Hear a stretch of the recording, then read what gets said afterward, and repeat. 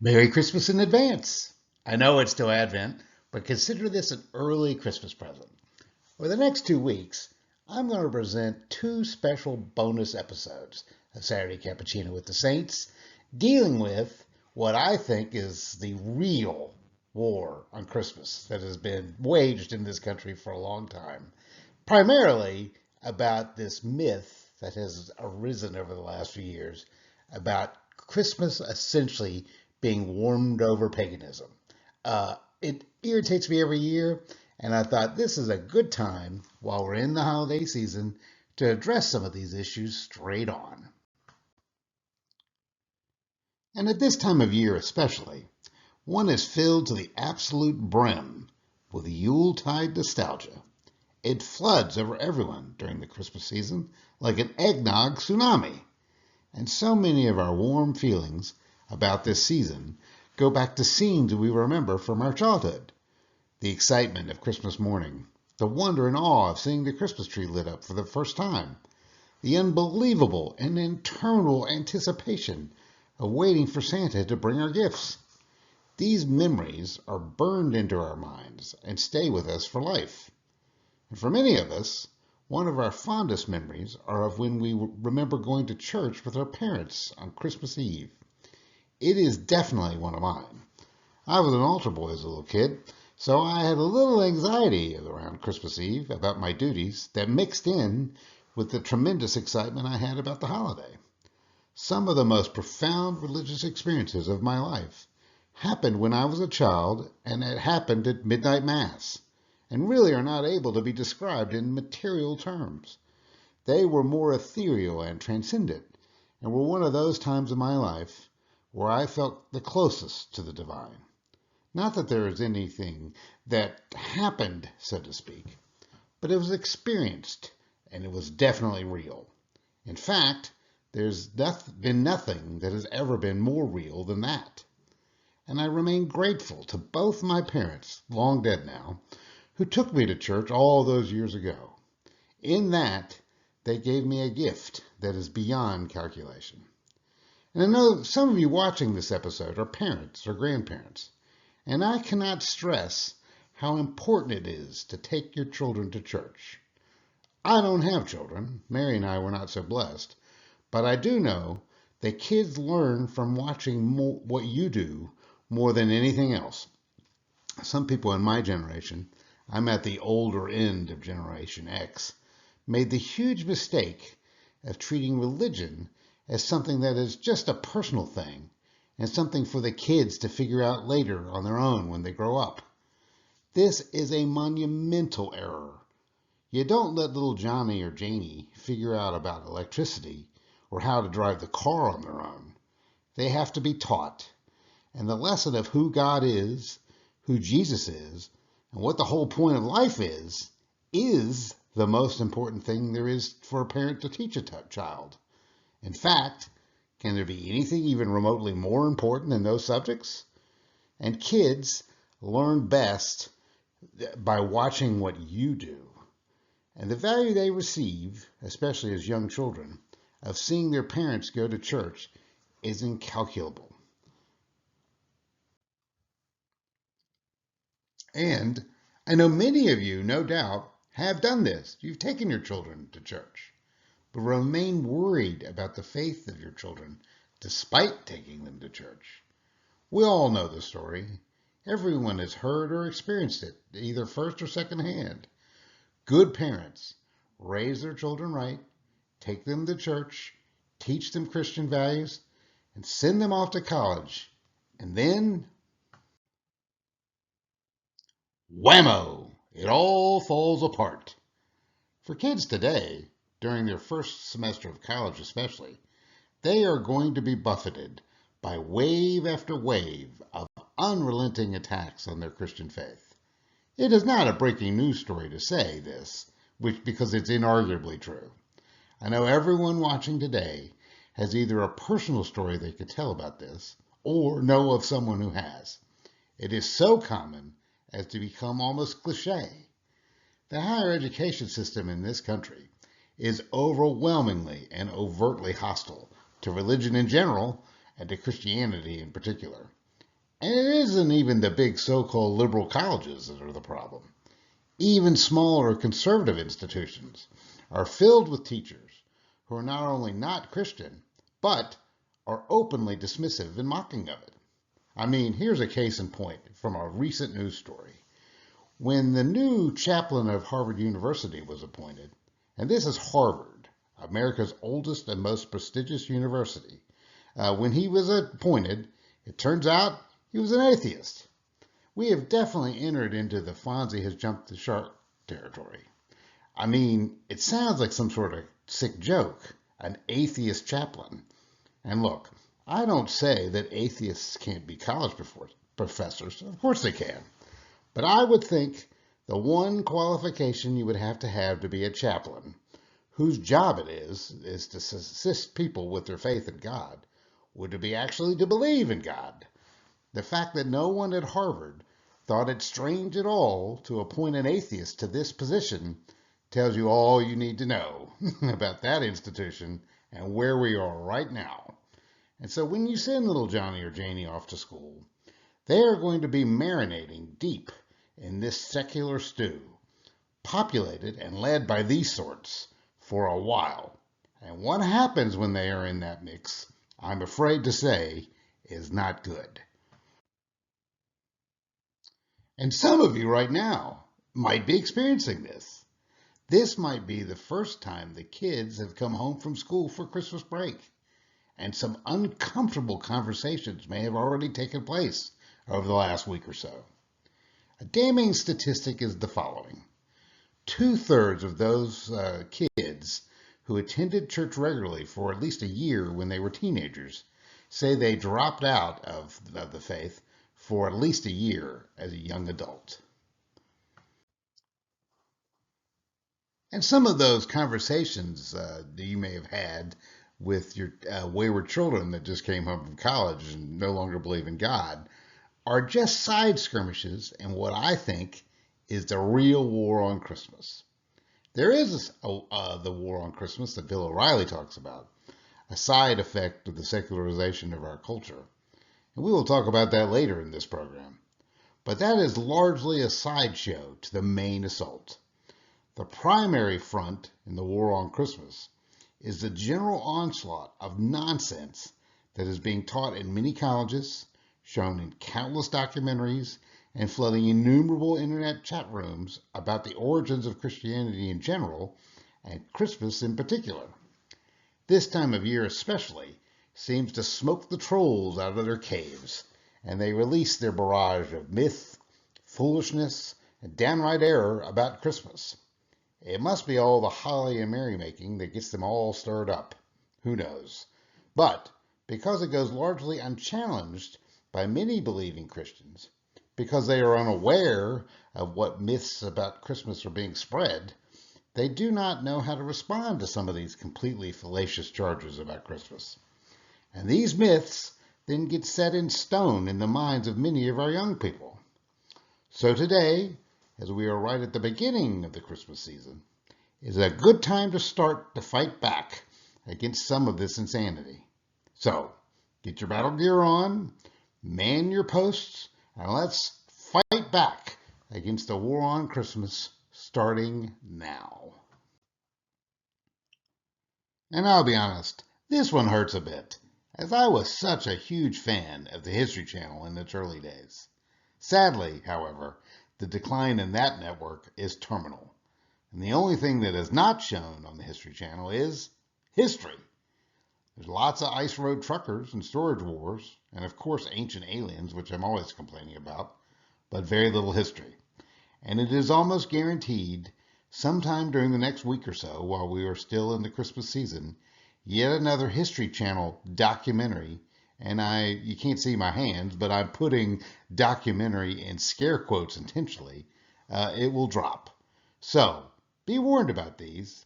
Some are okay, but most, sadly, are just old rehashings of the same tired old 19th century materialist myths about Christmas from over 100 years ago.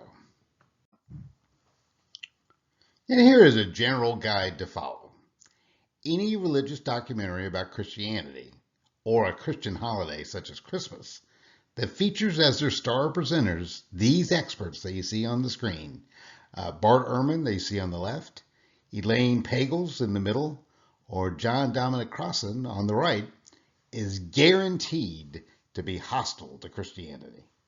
They are all academics, and there is nothing wrong with that, but all of them are materialists first, believing that all religions essentially have sociological basis for their formation, and they are all non-believers. Bart Ehrman, for example, is an atheist and an ex-evangelical. John Dominic Crossan, that you see on the right, was a former priest who left the priesthood and chaired the discredited Jesus seminar that tried to find out who the real Jesus was by stripping out every supernatural event out of the gospel to discover him.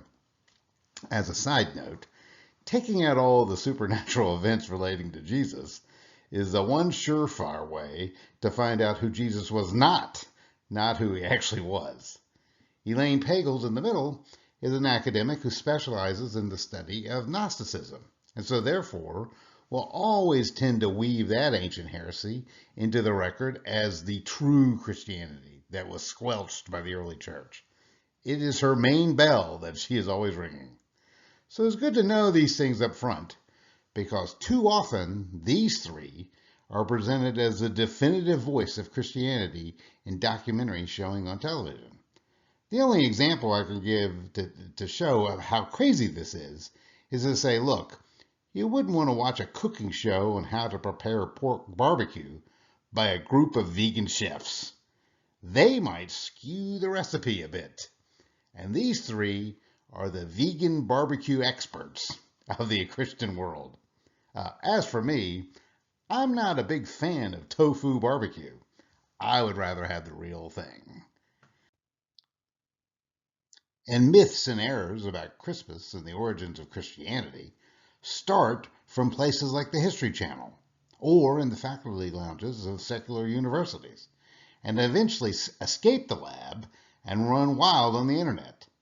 For a good example that I don't recommend trying, but if you go online and peruse Reddit and browse entries on Christmas, you will see a plethora of ignorance and error washing over everything. So today, we're going to do a little Christmas myth busting. And we are going to start with one of the most insane of these theories first. The claim that the many images that you see in Christian art of Mary holding the infant Jesus were just copied from Egyptian images of the goddess Isis nursing her son Horus. And the reason that Christianity borrowed this pagan mother-child iconography was to appeal to converts. This has been a wildly popular idea in some circles over the last few years. So, what do we make of this claim? Here is the real historical reality. They come from entirely different theological contexts. With Isis and Horus, you have the Egyptian myth of a goddess nursing her divine son, tied to fertility and kingship. With Mary and Jesus, you have Christian theology emphasizing the incarnation, God becoming man, and Mary's role as Theotokos, or God-bearer. The meaning of the mother-child image is radically different. One is tied to mythological fertility, and the other is divine incarnation and salvation. There is also a huge chronological gap between the religion of Isis and Horus and that of Christianity. The Isis-Horus imagery flourished in Egypt centuries before Christianity. Christian Marian art developed in the 3rd and 4th centuries AD, long after the Egyptian religion had declined under Greco-Roman influence. Early Christian art drew more from Roman domestic and funerary art, mothers with children and family scenes, than from Egyptian temples. You see an example of this on the left on your screen.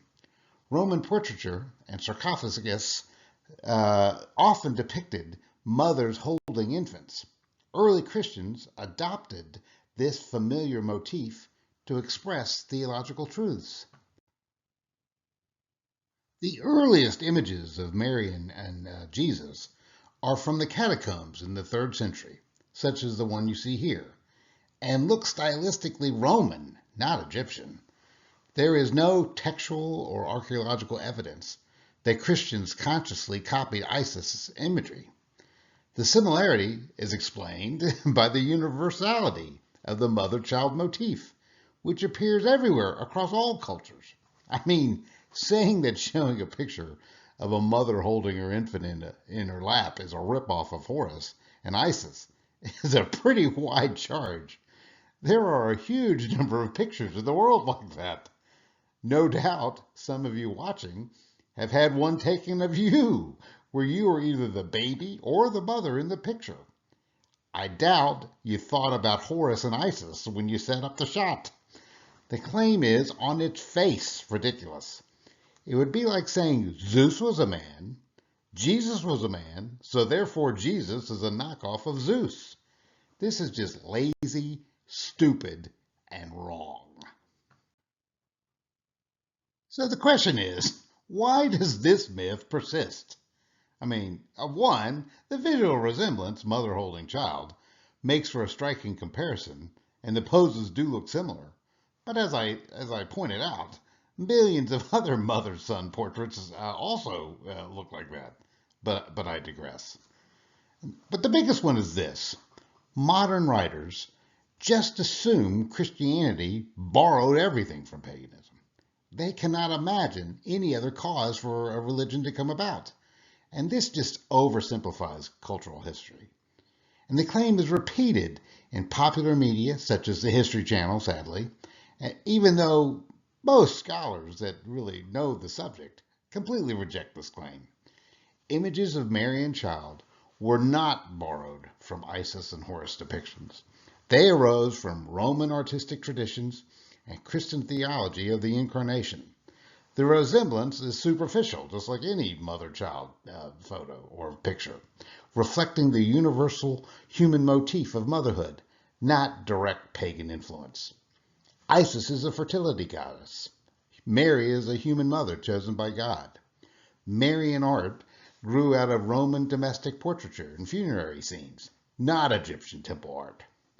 Isis nursing Horus relates to fertility and kingship. Mary with Jesus represents incarnation and salvation. In summary, the resemblance between Isis and Horus and Mary and Jesus images is just superficial. Both use the universal mother-child motif, but Christian art developed independently, rooted in Roman artistic traditions and Christian theology. So I think we can safely file this myth under B for busted. And on a related blasphemous note, this comes up a lot. The myth that Mary was not a virgin, and it always seems to come up again around this time of year. Probably as a way to get all the church people all riled up. Good for ratings, I suppose, but nonsense just the same. And this idea is often given merit by some rather questionable authorities. And there is no authority more questionable than the late Bishop Spong. If you don't know who he was, Bishop Spong was a bishop in the Episcopal Church who didn't believe that Jesus was the Son of God, didn't believe that he rose from the dead, and, of course, he didn't believe Mary was a virgin, even wrote a book on the subject. We used to have a word for clerics and people like him. Oh yes, heretic. Now, I know that is a charged word, but I'll be honest with you. If Spong wasn't a heretic, then the word has no meaning. He was a heretic by definition. And Bishop Spong did great damage to Christianity in his lifetime, as well as to the reputation of my own church, the Episcopal Church. And he also was, of course, one of those individuals who put forth this discredited idea about Mary not being a virgin back into the public debate. He, sadly, was not the only one. Here's our old friend Bart Ehrman, I was talking about earlier, chiming in on the subject. You can always count on him for the most heretical angle to take to any issue relating to Jesus. And of course, John Dominic Crossan also endorsed this discredited idea of a non-Virgin Mary. So, where does all this nuttiness come from? What is driving this? One thing that's driving it is the big post-Enlightenment hangover we're all living through that I have spoken about before on this podcast, and it is especially thick in the more academic circles. This materialist and reductionist idea took root early in the Enlightenment, and any hint of the supernatural they just believe must have a natural cause, and that's part of this worldview. Now, it is good to not be superstitious. We all should agree with that. But the idea that there is no reality beyond the material one is just an assertion, not a fact. And frankly, it's an assertion that has no proof behind it at all. In fact, the evidence leans strongly against such a worldview. But it is a presupposition that will automatically make you entertain all sorts of wild ideas in order to explain reality, such as Mary was not a virgin, because the proposition that she was a virgin would be a miracle, and therefore cannot be believed. That is a very weak case for a non-virgin birth, but is at the root of many of these claims. I also think, and look, I apologize, but this is going to be a little snarky on my part, but I think it's true. There is a bit of clever marketing going on here. Look, there's the old story that dog bites man is not a news story, but man bites dog is. Well, if John Dominic Crossan had stayed a priest and wrote books about the incarnation, saying that Jesus was the Son of God, would we even hear about him? Probably not. If Professor Bart Ehrman taught seminars about Orthodox Christianity back in the United States at college, would he be starring in History Channel documentaries as a Christianity expert? Doubtful. And would Bishop Spong be known anywhere outside of his diocese if he led if he wrote a book about how Jesus rose from the dead and is the Son of God? I'm sure not. There are no shortages of bishops that say and write that. But to have a bishop claim that Jesus was not the Son of God and Mary was not a virgin, well, that's a story. A man bites dog story. And that is going to move some books, baby. Cynical though this idea might be, I can't help thinking that that is some of what drives part of this. Edgy sells in our culture. And nothing is edgier than tearing down a sacred tradition that billions of people hold dear to their hearts. And people of my age will remember, no doubt, the punk rockers of our youth. A lot of this edgy anti-Christian material is essentially riding that same vibe that they did 40 years ago. The point of the punk movement was to be offensive to the normies. That was the whole point. It certainly wasn't the music, I can tell you that. No one has Dead Kennedy albums played as background music to their wedding. No one. And this desire to be edgy is what drives a lot of this. The offense is the point. You see this all the time in the art world. Case in point, the following news story. Chris Ofili's controversial dung-decorated Virgin Mary painting sold for $4.6 million. More than 15 years after it raised a ruckus in New York, Chris Ofili's mixed media painting depicting a black Madonna decorated with elephant manure sold at auction at Christie's in London today for £2.9 million, or $4.6 million. This is a record for its artist, who surpassed his previous auction record of £1.9 million. So that's the news story. Now, how many paintings of the Virgin Mary are there in the world? Hundreds of thousands, I would bet. And all of them, I'm sure, are better than this. And yet this one, that looks like it was created by a hyperactive infant left unattended for too long with some Crayolas, sold for $4.6 million. The whole appeal of this nonsense, and no doubt the only reason we know about it, is that this painting inspired widespread protests around the world. I remember them well. And for an untalented hack like Ophilie, you can wrangle quite a payday if you create something that is really offensive to the quote-unquote right people that society loves to offend, religious people. And having the Blessed Virgin Mary portrayed in elephant manure is about as offensive as you can get. Profitable gig if you can get it, I suppose. So, about the claim that Mary was not a virgin when she gave birth to Jesus. What can we actually know about the subject? Well, we do have records, historical records. We call them the Bible, the only historical account of the event, so it should hold some weight, I would think. The Gospels of Matthew and Luke both explicitly state that Mary conceived Jesus by the Holy Spirit, not through sexual relations. The Greek term parthenos, used in Matthew 1:23 when quoting Isaiah 7:14, clearly means virgin. The virgin birth is central to the incarnation. Jesus is the Son of God, not merely son of Joseph. Some critics argue that the Hebrew word Alma means young woman, not virgin.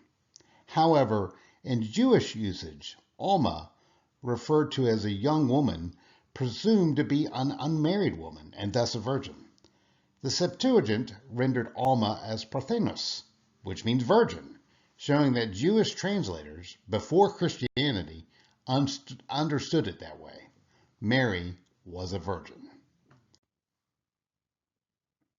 And there was unanimous early Christian consensus on this subject. The church fathers, such as Ignatius of Antioch, Justin Martyr, Irenaeus, and others, all defended the virgin birth as essential to the Christian faith.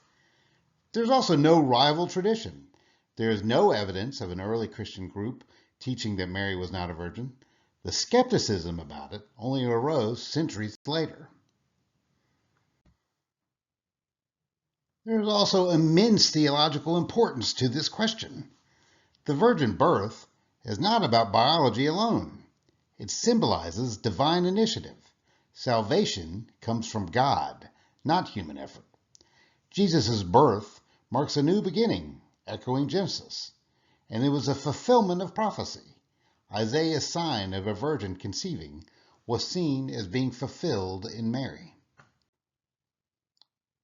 So where did this idea even come from? Jewish polemics. Some later rabbinic texts mocked Jesus' origins, but these were hostile responses to Christianity, not historical accounts.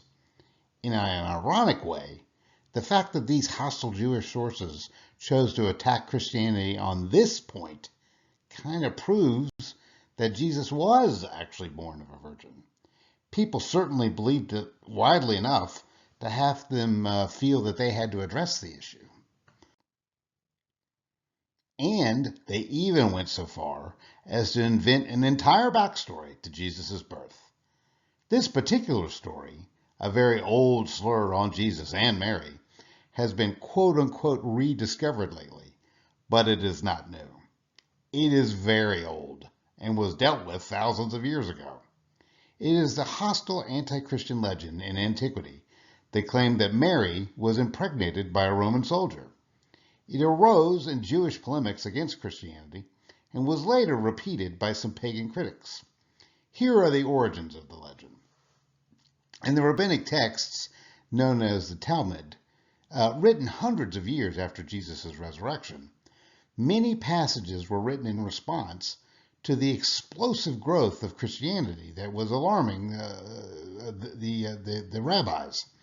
In some passages, they refer to Jesus as a son of Panthera, interpreted by later writers as a Roman soldier. And once again, you see the History Channel chiming in, this time with the series by Semka Yakovich, where he is standing here beside a statue, supposedly, of Panthera. You may recognize this guy. He has been involved in numerous documentaries on the History Channel, such as Exodus Decoded, The Lost Tomb of Jesus, which should give you some idea where he's coming from, as well as his long-running series, The Naked Archaeologist. He specializes in biblical history and definitely presents things from an Orthodox Jewish perspective. Now, there's nothing wrong with that, of course.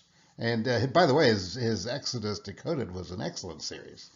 But he is one who has revived this old Panthera legend for one of his documentaries that questions the divinity of Jesus. Now, this is no new discovery, as you will see. It is very, very, very old and was first proclaimed by a 2nd century pagan critic of Jesus and Christianity, Celsus. Early church fathers, like Origen in the 3rd century, directly refuted Celsus, insisting on the virgin birth as recorded in the Gospels. The Panthera story was seen as slander, a way for opponents to undermine the theological claims of Jesus' divine origin. You can still see it being used today for essentially the same purpose. So, what is the historical assessment of this claim?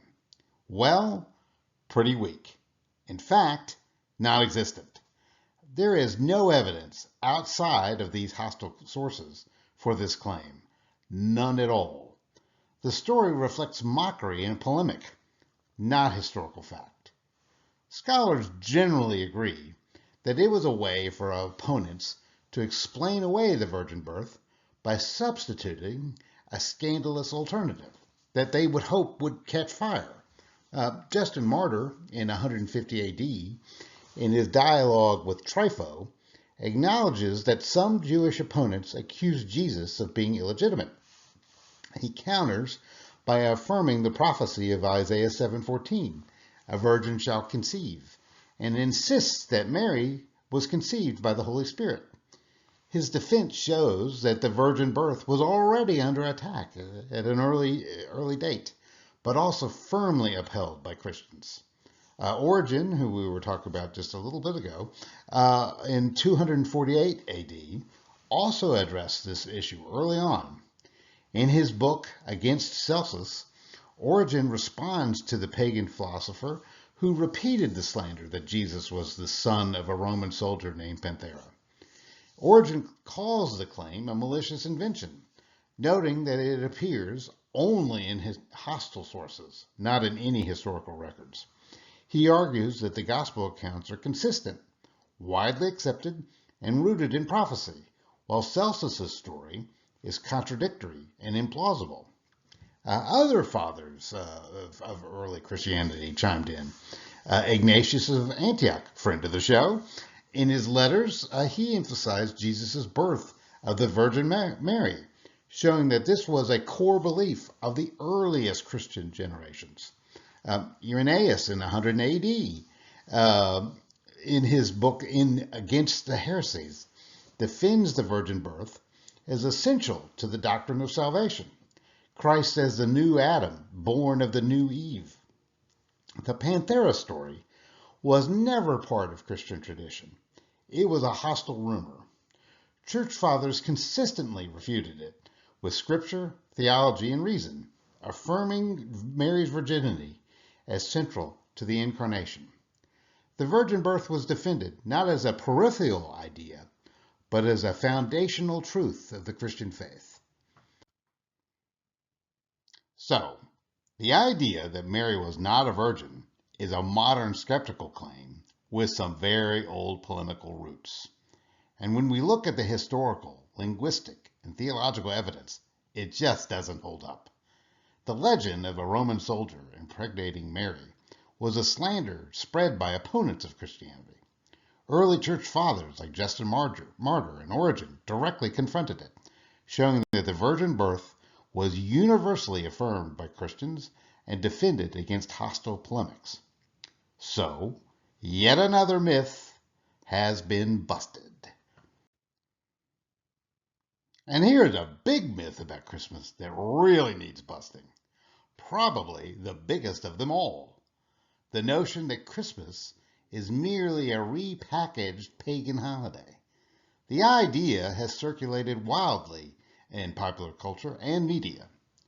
By exploring historical records, scholarly research, and the development of Christian theology, we see that Christmas, though it may incorporate some elements from earlier cultural practices, is fundamentally a Christian celebration with its own unique significance. And here is one myth about Christmas that probably has the widest belief today.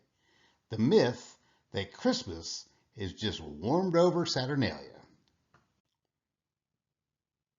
Now, it is easy to see why this particular myth has gained traction. Saturnalia was an ancient Roman festival held in December to honor the god Saturn, marked by feasting, gift giving, and social role reversals. Here's the basic breakdown of Roman Saturnalia. The festival was dedicated to Saturn, the Roman god of agriculture and time. It was originally celebrated on December 17th and was later extended to a week-long festival ending on December 23rd, which is very close to Christmas, so you can see the connection. It was tied to the winter sowing season and the winter solstice, symbolizing renewal and abundance. The rituals and celebration of Saturnalia definitely seem a bit Christmassy to our modern eyes. It began with a public sacrifice at the Temple of Saturn in the Roman Forum, followed by a state-sponsored banquet. Homes were decorated with greenery, candles, and wreaths, also very familiar, and people wore colorful clothing instead of traditional togas. Work and businesses were suspended during Saturnalia, and slaves were temporarily freed, often serving their masters in a symbolic reversal of roles. A king of Saturnalia, or lord of misrule, was elected to preside over the festivities, issuing humorous commands. Gift-giving and merrymaking were a big part of Saturnalia. Gifts would often include wax candles and small figurines made of pottery or wax. Gambling, music, singing, and feasting were common, creating a carnival-like atmosphere. The poet Catullus called it the best of days. And, with that in mind, you can almost hear Andy Williams singing in the background about Saturnalia. It's the most wonderful time of the year. And there is no denying that Saturnalia had influence on later traditions of Christmas. There is a strong evidence of at least stylistic influence on the celebration. Gift exchanges, decorating homes with lights and greenery, choosing a mock king or lord of misrule during medieval celebration of Christmas. They all sound very much like Saturnalia. Its themes of light returning after the solstice and social liberation echoed in later winter festivals. So the charge that Saturnalia is just a Christianized pagan holiday has a ring of truth to it, although the origins of Christmas, the birth of Jesus, have nothing to do with Saturnalia. But here's a basic timeline of Saturnalia and how its customs influenced Christmas celebrations later on. In the 5th century BC, Saturnalia begins in Rome, honoring Saturn with feasts, games, and social role reversals. By the 1st century BC, the festival expands to a week, introducing gift-giving, candles, and public merrymaking. By the 4th century AD, Christianity becomes dominant in Rome under Constantine. The church begins adapting pagan festivals to Christian themes. In 336 AD, the first recorded celebration of Christmas on December 25th is held in Rome, aligning with some of the traditions related to the solstice. During the medieval period, Christmas absorbs much of the Saturnalian customs, like the Lord of Misrule, festive role reversals, and seasonal generosity, into their Christmas celebrations. And in the modern era, Christmas becomes a global holiday, retaining a lot of the paraphernalia of Saturnalia through lights, feasting, and gift exchanges. So, the myth is partially busted. Christmas does not have Saturnalia as its root to its holiday, but a lot of its trappings. But the theological basis of Christmas, the birth of Jesus, has nothing to do with the old Saturnalia festival. And in a related note to Saturnalia, another myth has glommed on to the Christmas is just a paganized holiday. It's the myth that Christmas was just stolen from Sol Invictus.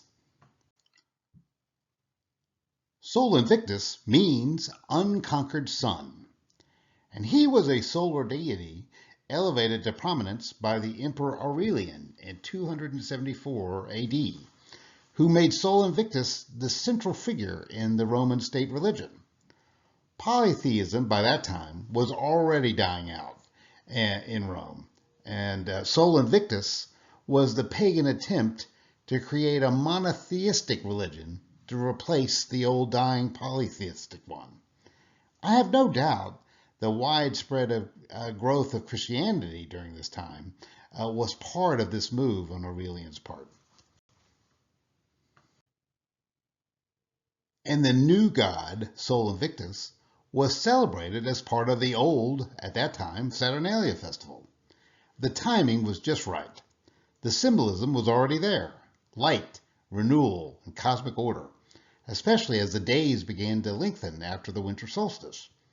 Now, one of the claims of Sol Invictus being the inspiration for Christmas comes from the fact that the festival of Sol Invictus was held on December 25th, aligning with the winter solstice and the symbolic rebirth of the sun. This date marked the sun's triumph over darkness and was celebrated with feasts, games, and fire rituals to honor the returning light.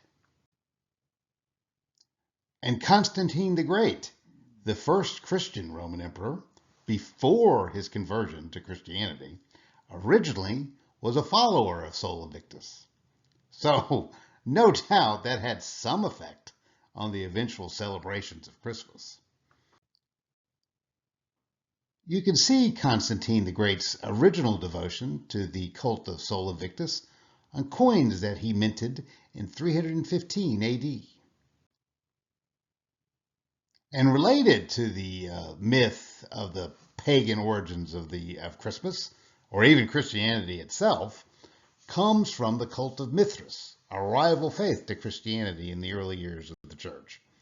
Mithras is shown here in this 3rd century statue found in Rome. Mithras was a Roman mystery god, worshipped mainly by soldiers between the 1st and 4th centuries AD. He was always depicted as a youthful deity who famously slew a sacred bull, a symbolic act believed to bring life and renewal. You knew I had to sneak a map in here somewhere. Well, here it is. The Roman Mithras was inspired by the Persian god Mithra, associated with contracts. He probably would have been very popular with lawyers, light, and cosmic order. However, the Roman cult developed its own distinct imagery and rituals. And the cult of Mithras was especially popular among the military. It spread rapidly across Europe, North Africa, and the Near East. The most iconic image of Mithras shows him slaying a bull. This act symbolized fertility and cosmic renewal and victory of light over darkness. The surrounding figures often included animals such as a dog, snake, raven, and scorpion, each having their own symbolic meanings. It was a secret cult. Mithraism was a mystery religion, meaning its teachings and rituals were hidden from outsiders. We know next to nothing of the details of its rituals, as they remain secret even to today. But we do know a few things.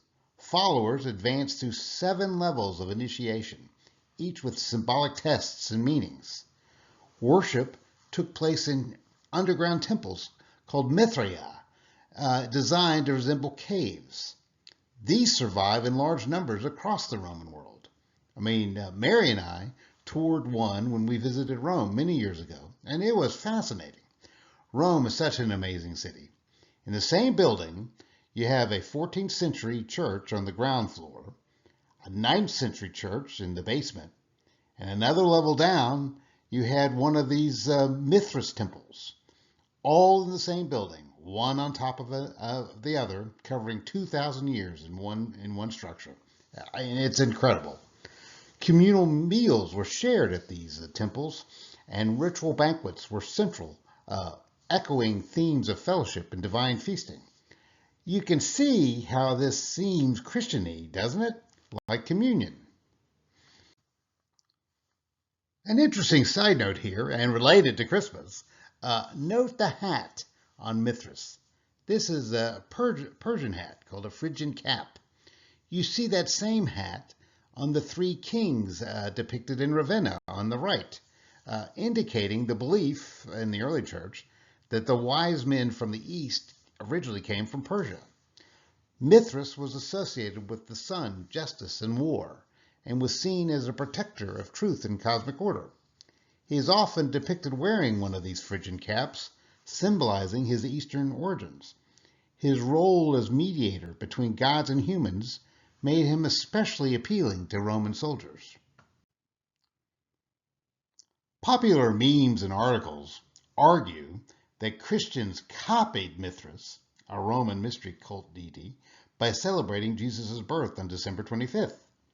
They also suggest Mithras was born on December 25th, had a virgin birth, and shared rituals similar to Christianity. You see this claim made everywhere these days.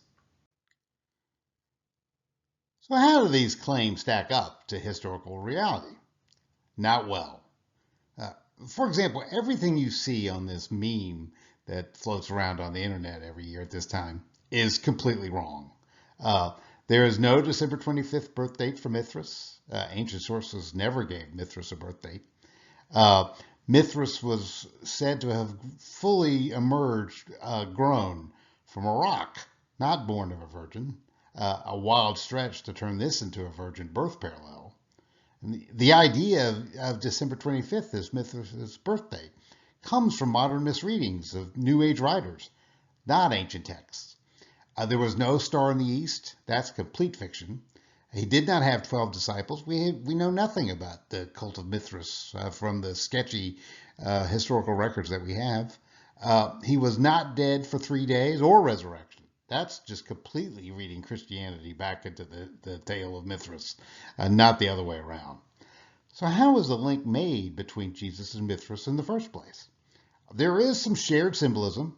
Both Mithras and Christ are seen as bringers of light, saviors, and figures of cosmic renewal. This thematic overlap made comparisons natural. There was a lot of modern popularization of the idea.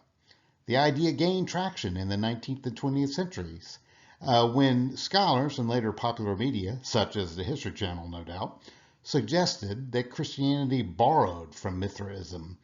Memes, books, and even TV shows helped spread the claim. And it, like many things now, is just a gross oversimplification of history. In reality, Mithraism was a secretive cult with little written doctrine, so much of what we know comes from archaeology. The similarities with Christmas and Christianity are more about shared cultural timing than direct borrowing. And the two faiths had radically different theologies. Mithraism is centered on the myth of Mithras slaying a bull, bringing fertility to the earth. Christianity is focused on the incarnation, God becoming man in Jesus. The two narratives are unrelated in meaning or symbolism. And there really are no parallels in rituals between the two beliefs.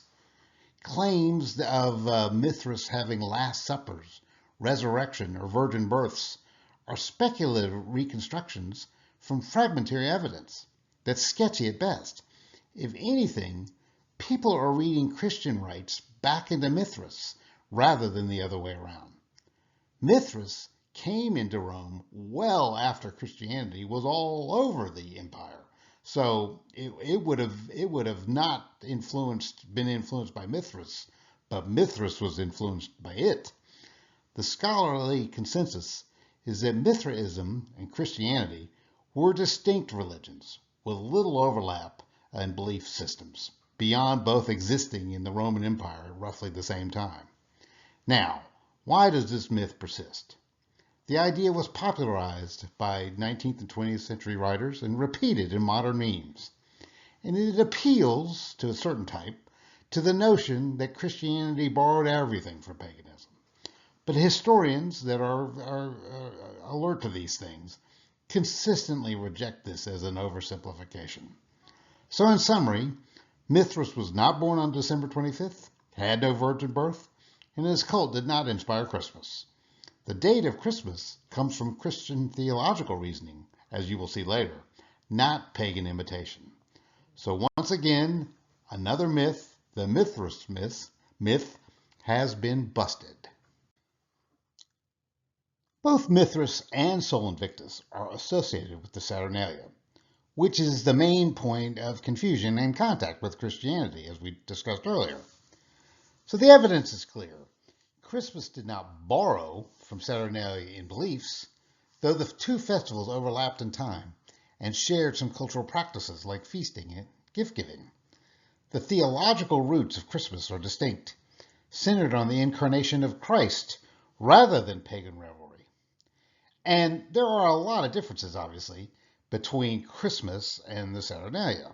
I mean, even though the date of December 25th is on both calendars, early Christians calculated it totally different based on theological assumptions. Christmas celebrated the incarnation of Christ, a theological event, not agricultural fertility or Saturn's reign. Saturnalia was a polytheistic revelry. Christmas was a liturgical worship of Christ's birth. Now, there were no doubts many points of overlap. Gift-giving, for example. Romans exchanged presents during Saturnalia, and Christians later emphasized charity and gifts inspired by the Magi. Both festivals involved communal meals and celebration, but Christians gave these practices new meaning, joy in Christ's coming.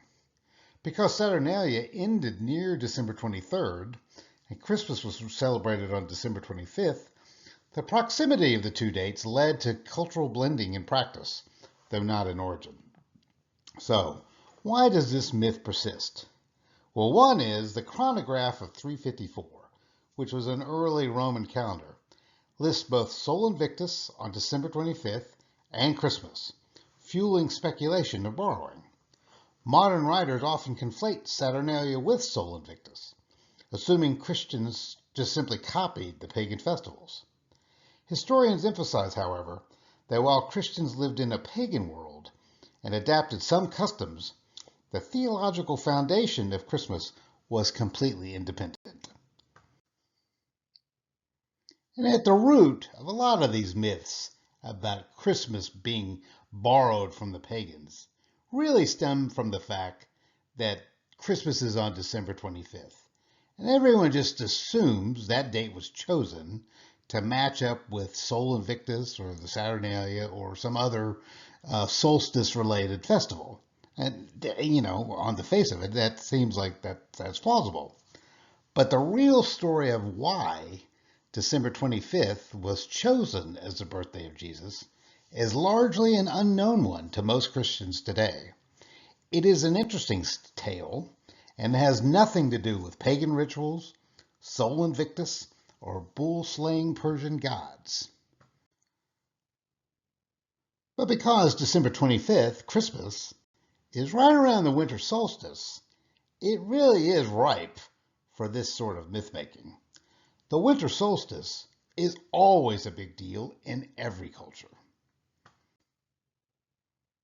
Pope Julius I added Christmas onto the calendar in 354, marking the earliest explicit record of Christmas celebrated on December 25th in Rome. The Saturnalia was already celebrated from December 17th to the 23rd, honoring Saturn with feasting, gift-giving, and social role reversals, so it was already a time of feasting and revelry. Dies Natalis Solis Invictae, birthday of the unconquered sun, was celebrated on December 25th, honoring the sun god Sol Invictus. So it was a crowded calendar. So while Pope Julius I didn't convert Saturnalia directly, his decision to place Christmas on December 25th allowed many Saturnalian customs to live on under a Christian banner. And here is an interesting fact. Early Christianity did not celebrate Christmas at all during its first 3 centuries. The feast of Jesus' birth only began to appear in the 4th century, with the first recorded celebration of Christmas on December 25th in 336 AD in Rome. Clement of Alexandria, around the year 200 AD, mentions Christians speculating about Jesus' birth date, but not yet celebrating it. In fact, early Christians generally rejected birthday festivities, considering them pagan.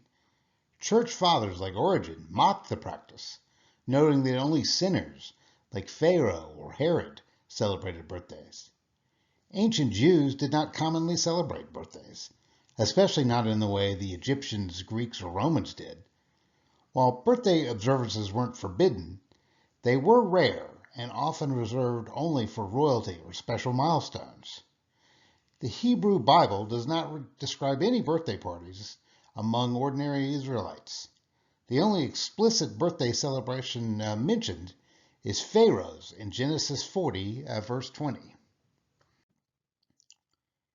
Genesis 21:8 mentions Abraham hosting a great feast when Isaac was weaned.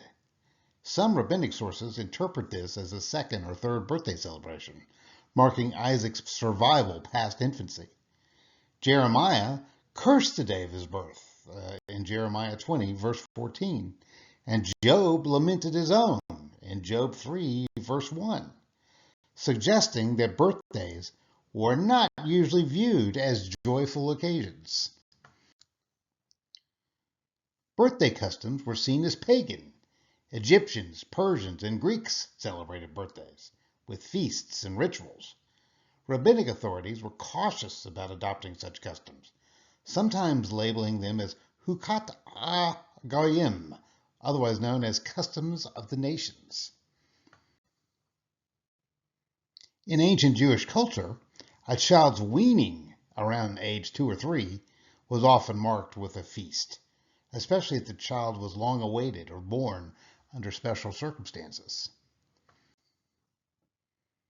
And of course, the main celebration for early Christians was Easter.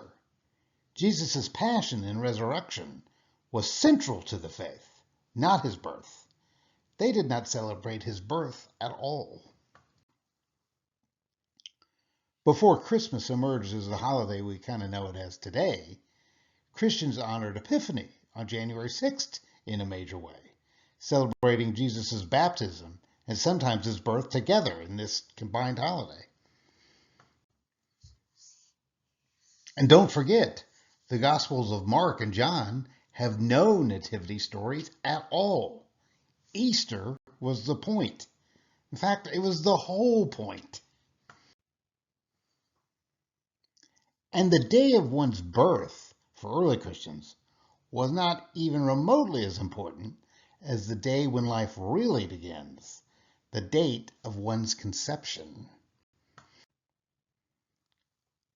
And that leads to this very interesting fact. There was an early belief that the date of one's death, especially for great prophets, was tied to the date of one's conception. Tertullian and Hippolytus, back in the early 200s, believed this. And these church fathers proposed that since we know the day of that Jesus died on the cross, March 25th on the Roman calendar, we therefore know the date of his conception. St. Augustine, in the early 400s, reinforced this view in his book On the Trinity, writing, "He is believed to have been conceived on the 25th of March, upon which day he also suffered." Augustine saw the theological beauty in this parallel, the virgin womb and the virgin tomb, both receiving Christ on the same date. And March 25th was well known from the very beginning of Christianity as the actual date of the crucifixion on the Roman calendar. We celebrate it today on a lunar calendar, fixed to Passover, with Good Friday always on Friday and Easter always on Sunday. But the actual date of Jesus' crucifixion was Friday, March 25th. And that date, from very early Christian history, has always been celebrated as the date of the Annunciation. It still is today. And so, if you add 9 months to March 25th, you get, voila, December 25th, Christmas. Thanks for joining me today for this special bonus episode of Saturday Cappuccino with the Saints. And tune in next week for another Christmas bonus episode where we continue our story of the fight against the real war on Christmas. It will be very interesting and you won't want to miss it. I'll see you then. Goodbye.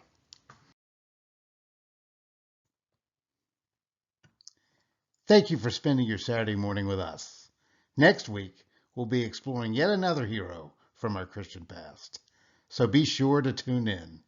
Until then, keep your faith warm, your cappuccino hot and frothy, and have a great week. See you next week for another Saturday Cappuccino with the Saints.